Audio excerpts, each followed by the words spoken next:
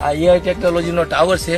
તમે જોઈ શકો છો કે આની ઉપર પેલું એક સોલાર પ્લેટ છે. સોલાર પ્લેટ ને બેટરી આવે છે જેની લાઈફ 2 થી 3 વર્ષની હોય છે. એટલે નથી તમારે ચાર્જ કરવાનું બેટરી કે નથી કોઈ બેકઅપ લેવાનું. જે ઉપરના પેલા 2 સેન્સર છે જે ગોળ ફરે છે એ બતાવે છે કે પવનની દિશા કેટલી છે, અને એની બાજુમાં જે સેન્સર છે એ પવનની દિશા બતાવે છે અને પવનની ઝડપ બતાવે છે. અને બાજુમાં જે 4 ટાવર દેખાય છે એ વેધર સ્ટેશનને સેટેલાઇટ સાથે કનેક્ટ કરે છે.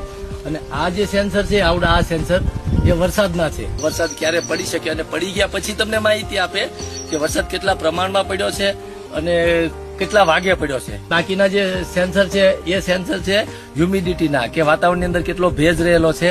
અને આ જે સેન્સર છે આ સેન્સર એ છે તડકાની તીવ્રતા, કે ભાઈ તડકો પડશે તો કેટલા વાગે પડશે, કેટલા પ્રમાણમાં પડશે, જેથી કરીને તમને ખબર પડે.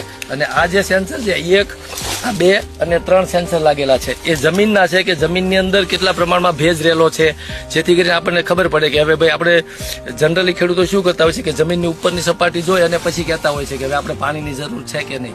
તો આ એક 6 ઇંચ, એક 9 ઇંચ અને એક 12 ઇંચ 3 સેન્સર લાગેલા છે, જેથી કરીને મોટા પાકની અંદર જમીનના મૂળ અંદર 6 ઇંચ સુધી હોય કે 12 ઇંચ સુધી હોય તો તમને ખબર પડે. તો એ સેન્સરમાં તમને બતાવી દે કે 12 ઇંચ નીચે પણ જમીન સુકાઈ ગઈ છે, જેથી કરીને તમને પાણી આપવાની ખબર પડે, જેથી કરીને પાણીનો બગાડ પણ ન થાય અને જરૂર પૂરતું પાણી સમયસર મળી શકે. કમોસમી વરસાદ અને વાવાઝોડું અને પવન